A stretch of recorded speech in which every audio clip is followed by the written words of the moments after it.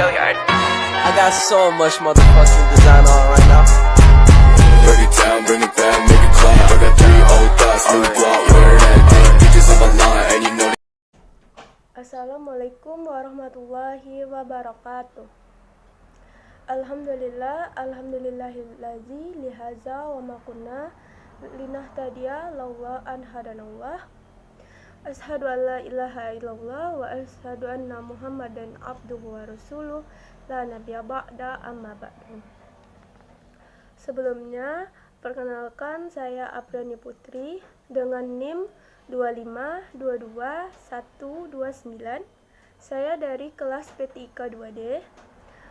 Tujuan saya membuat video ini yaitu untuk memenuhi salah satu tugas UTS saya dalam mata kuliah Sistem Basis Data dengan dosen pengampu Bapak Rian Amanda. Nah, pada video ini saya akan menjelaskan 4 bab dari buku Basis Data karya Muhammad Fikri, yaitu dari bab 1 sampai bab 4. Langsung saja pada materi yang pertama, yaitu konsep basis data. Bagian pertama yaitu tentang perkembangan basis data. Nah, pada awal tahun 1960-an, Charles Beckham di perusahaan General Electric mendesain generasi pertama dari DBMS yang disebut dengan penyimpanan data terintegrasi atau Integrated Data Store.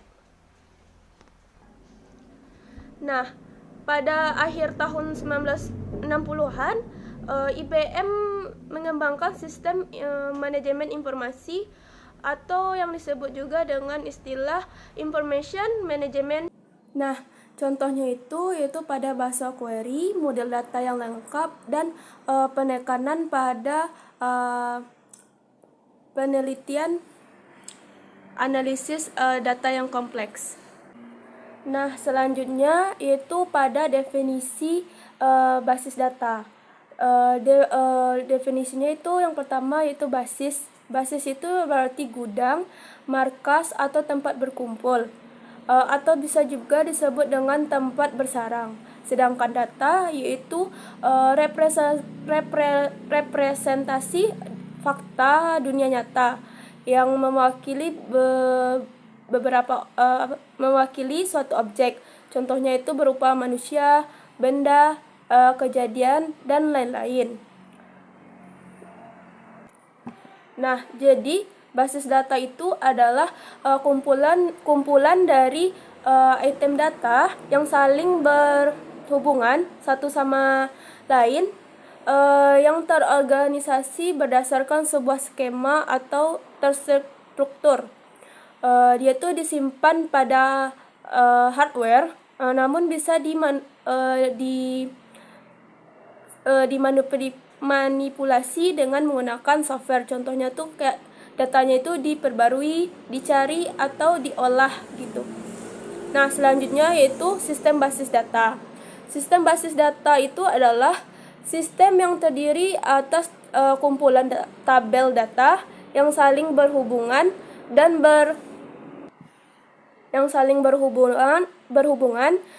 dan kumpulan program yang memungkinkan beberapa pemakai atau program lain untuk mengakses dan memanipulasi tabel-tabel data tersebut. Komponen-komponen dalam basis data, sistem basis data yang pertama ada perangkat keras atau yang disebut juga dengan hardware. Contohnya itu ada memori sekunder dan hard disk. Nah, yang kedua itu sistem operasi atau operation system. Nah, yang ketiga ada operation system itu merupakan program yang mengaktifkan atau mengfungsikan sistem komputer, mengelola data, dan menjalankan operasi-operasi di dalam komputer. Nah, yang ketiga ada manajemen sistem atau DBMS. Dia itu adalah perangkat lunak yang berfungsi untuk menyimpan, mengubah, dan mengembalikan data. Nah, yang kelima yaitu pemakai atau user. User itu adalah kita sendiri yang menggunakan suatu komputer atau laptop. Nah, yang keenam tuh aplikasi atau perangkat lainnya yang tergantung kebutuhan seseorang atau tergantung kebutuhan dari penggunanya atau usernya. Nah, contohnya seorang manajer atau seorang mahasiswa. Maka spek atau suatu kondisi. Nah, contohnya seorang mahasiswa dengan seorang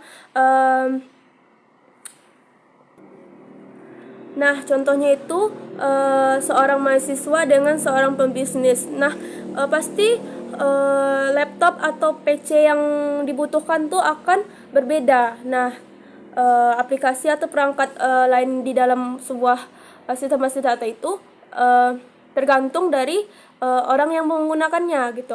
Orang yang sesuai dengan kebutuhan orang yang menggunakan PC atau laptop tersebut. Nah,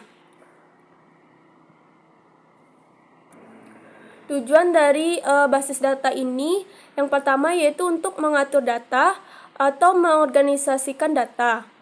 Yang kedua itu dapat menduplikasikan data, dan yang ketiga itu dapat datanya itu tidak tergantung pada program aplikasi, sehingga pemeliharaan program itu aplikasinya tuh mudah gitu. Nah, data tuh terintegrasi dan informasi selalu mutakhir atau up to date. Dia tuh selalu update gitu. Nah, itu beberapa manfaat dari beberapa tujuan dari basis data. Nah, manfaat dari basis data yaitu untuk kecepatan dan kemudahan atau disebut juga dengan speed. Maksudnya itu untuk menyimpan data atau melakukan perubahan atau manipulasi data itu dia tuh cepat gitu. Dalam menyimpan, dalam mengubah datanya dia cepat. Nah, yang kedua itu kebersamaan pemakaian atau shareability.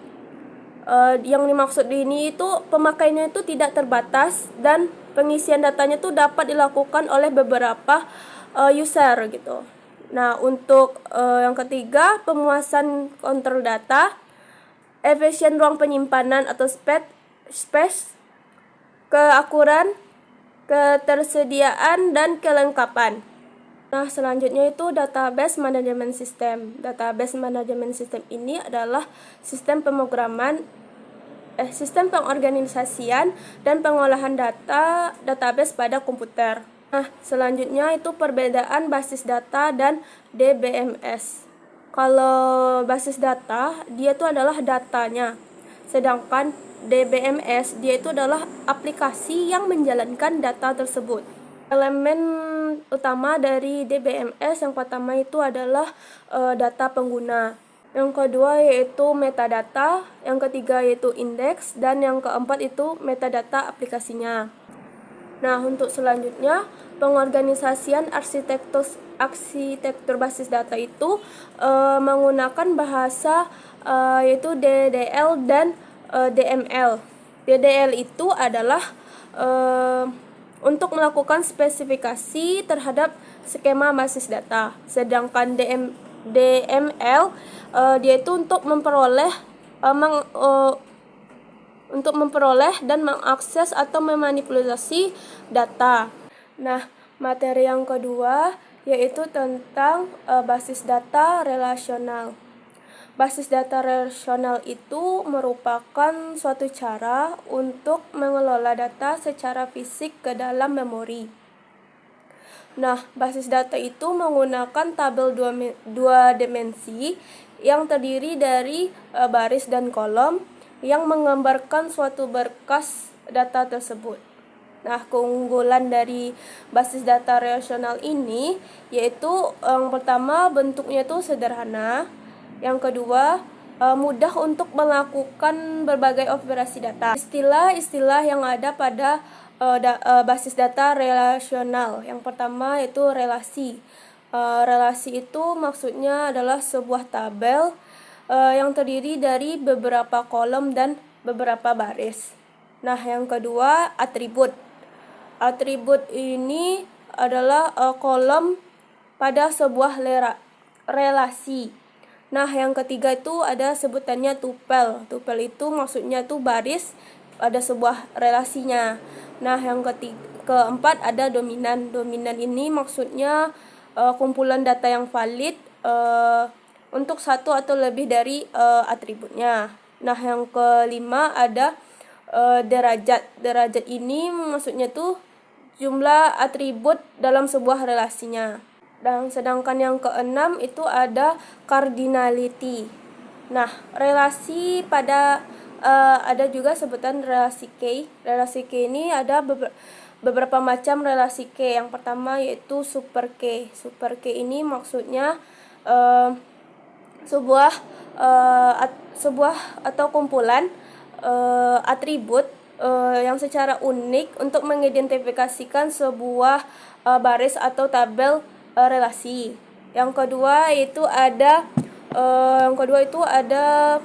kandidat K. Kandidat K ini maksudnya adalah relasi mungkin mempunyai lebih atau lebih dari satu K. Yang kedua itu ada primary K. Primary K ini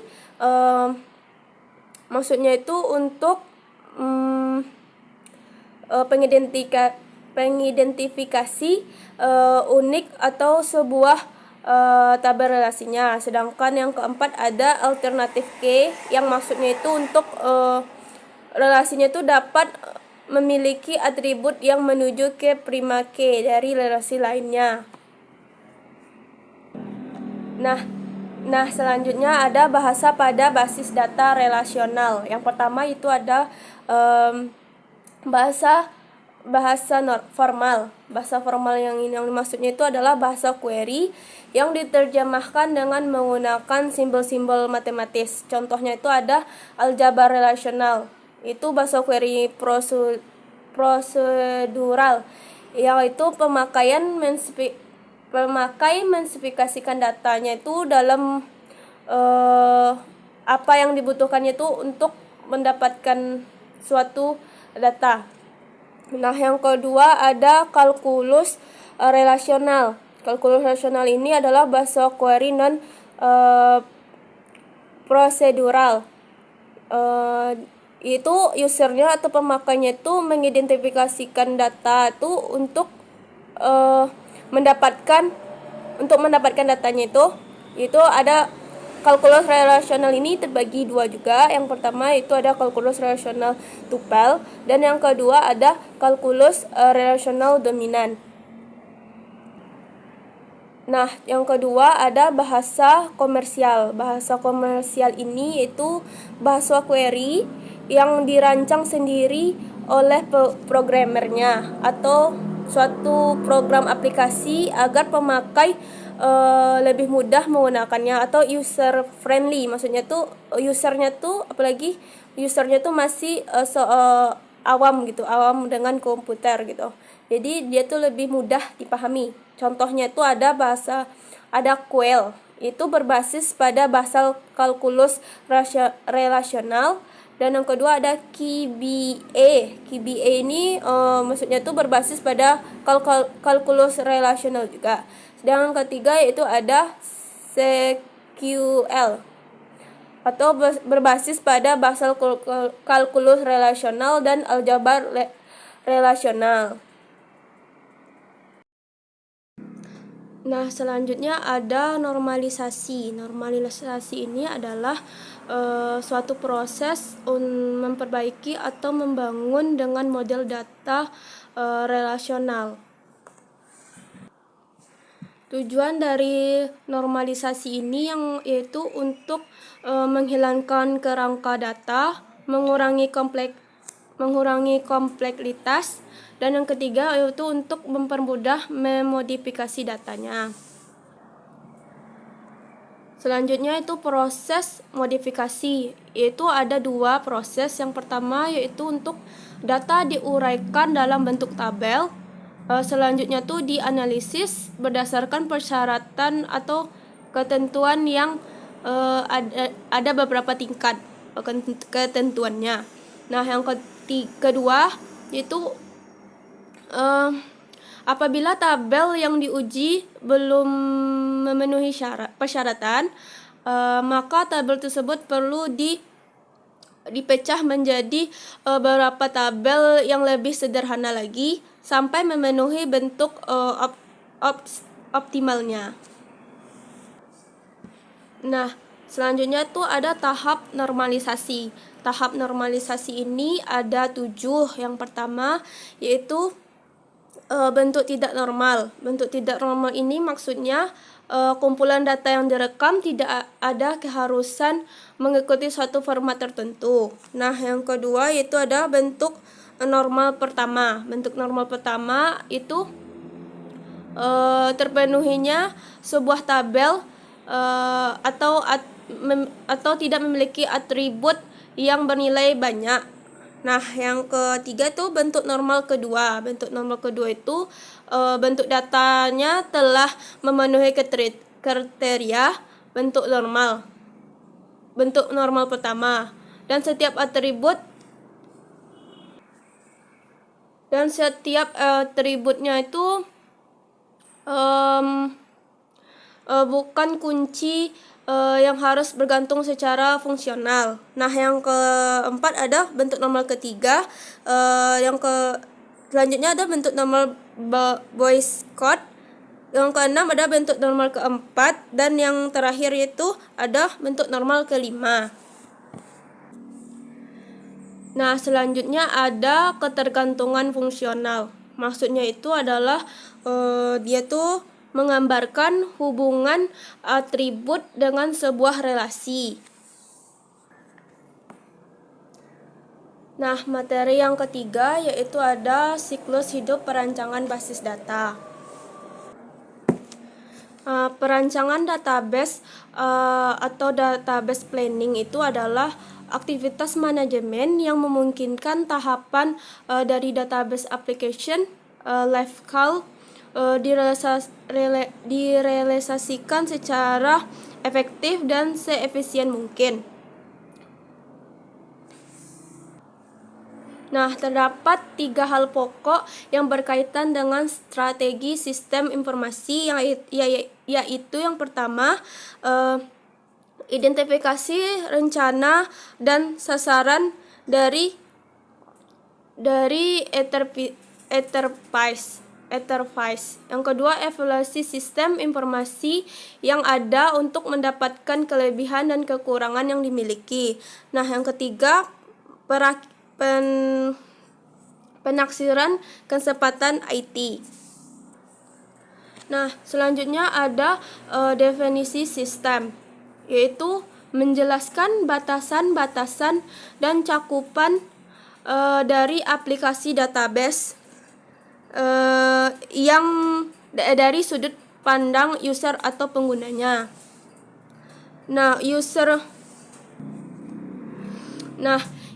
view mendefinisikan apa yang diwajibkan dari suatu aplikasi database itu dari perspektifnya. Yang pertama yaitu aturan kerja khusus atau manajer atau supervisor. Nah, yang kedua itu ada area aplikasi enterprise, dan yang ketiga ada aplikasi database dapat memiliki lebih dari satu user view-nya. Nah, untuk selanjutnya ada analisis dan pengumpulan kebutuhan, yaitu suatu proses pengumpulan dan analisis informasi mengenai bagian organisasi yang didukung oleh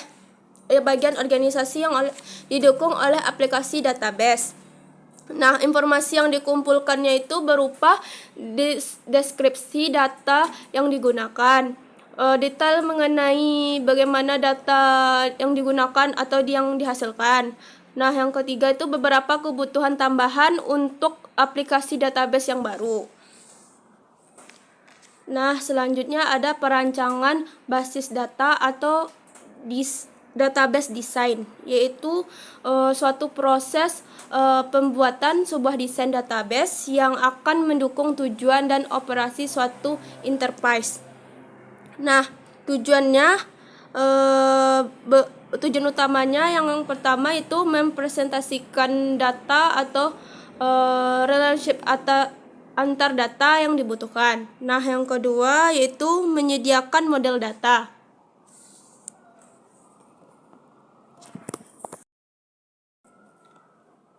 Nah, yang kedua itu ada untuk menyediakan model data, dan yang ketiga itu menspesifikasikan desain minimal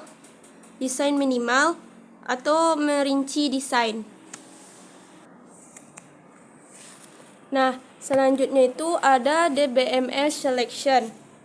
DBMS selection ini adalah desain interface user dan program aplikasi yang menggunakan dan memproses database.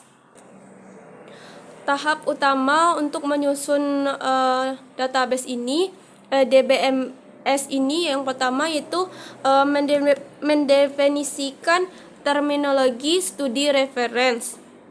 Yang kedua yaitu mendaftarkan 2 atau 3 produk. Yang ketiga evaluasi produk, dan yang keempat itu rekomendasi pilihan. Nah, selanjutnya itu ada desain aplikasi atau application design, yaitu desain interface user dan program aplikasi yang menggunakan dan memproses database. Yang ketujuh ada Nah, selanjutnya itu ada prototyping atau opsionalnya, yaitu model kerja suatu aplikasi database. Tujuan utamanya yang pertama yaitu untuk mengidentifikasi feature. Yang kedua untuk memberikan perbaikan. Nah, yang ketiga itu untuk klarifikasi kebutuhan user, dan yang keempat itu untuk evaluasi feasibilitas. Nah, selanjutnya ada implementation. Implementation ini maksudnya realisasi fisik dari database dan desain aplikasi. Nah, baru yang selanjutnya itu ada data conversion and loading. Maksudnya di sini yaitu pemindahan data yang ada ke dalam database baru dan mengkonversikan aplikasi yang ada agar dapat digunakan pada database yang baru yang baru dimasukkan ini maksudnya. Nah, baru yang ke-10 ada testing. Testing ini adalah suatu proses eksekusi program aplikasi dengan tujuan untuk menemukan kesalahan. Nah, baru yang selanjutnya itu operational maintenance. Maintenance itu proses pengawasan dan pemeliharaan sistem setelah diinstalasi gitu. Selanjutnya ada operasi perawatan atau operational maintenance. Ini dibagi dalam 3. Yang pertama itu pengawasan performa sistem. Yang kedua yaitu untuk pemeliharaan dan pembaharuan aplikasi database. Dan yang ketiga untuk penggabungan kebutuhan baru ke dalam database yang baru, ke dalam database.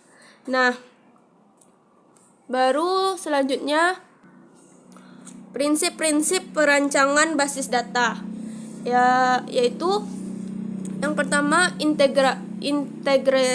integritas atau tergabung. Yang kedua model logika, dan yang ketiga dan yang perlu diperhatikan dalam database-nya yaitu perspektif global. Nah, materi terakhir yaitu materi keempat, yaitu mengenai pemodelan data. Pemodelan data ini terkait dengan 3 aspek, yaitu struktur data, integritas data, dan manipulasi data. Nah, di dalam basis data relasional ini ada dua istilah, yaitu variabel dan value. Relation variable ini maksudnya adalah sebuah relasi yang skemanya tuh teridentifikasi. Sedangkan relation value ini nilai yang dikandung suatu relasi itu pada suatu waktu disebut dengan instance. Nah, berdasarkan keberadaannya, relasi itu dibagi menjadi tiga. Yang pertama itu base relation. Maksudnya base relation itu relasi yang skemanya tuh teridentifikasi dan benar-benar ada pada basis data. Yang kedua tuh derived relation, yaitu relasinya itu diturunkan dari relasi lainnya dengan menggunakan ekspresi relasional. Nah, yang terakhir itu ada view. View ini adalah derived relation yang memiliki nama. Nah, selanjutnya bahasa pada basis data relasional. Yang bahasa yang digunakannya itu adalah bahasa query dan dibagi menjadi dua bagian. Yang pertama itu bahasa formal, yang artinya itu bahasa query yang diterjemahkan dengan menggunakan simbol-simbol matematis. Ini yang bersama dengan bahasa pemrograman yang saya sudah jelaskan tadi. Nah, ada aljabar relasional, yaitu mendefinisikan data yang dibutuhkan dan bagaimana untuk mendapatkannya. Yang kedua yaitu ada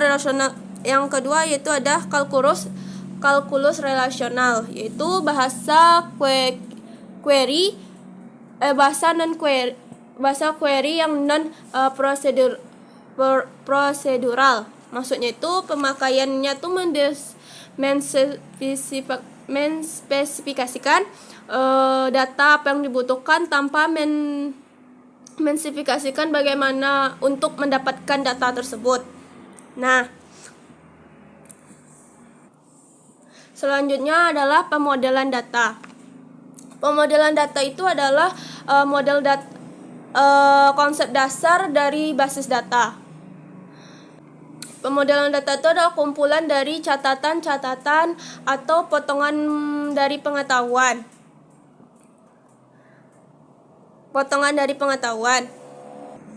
Dan sebuah basis data itu memiliki kumpulan konsep yang digunakan untuk menjelaskan struktur dari basis data dan memberikan gambaran tingkatan abstraksi data yang yang dapat saya sampaikan tentang 4 bab materi di buku basis data karya Muhammad Fikri ini. Semoga dapat membantu ya teman-teman semuanya. Saya akhiri dengan wassalamualaikum warahmatullahi wabarakatuh.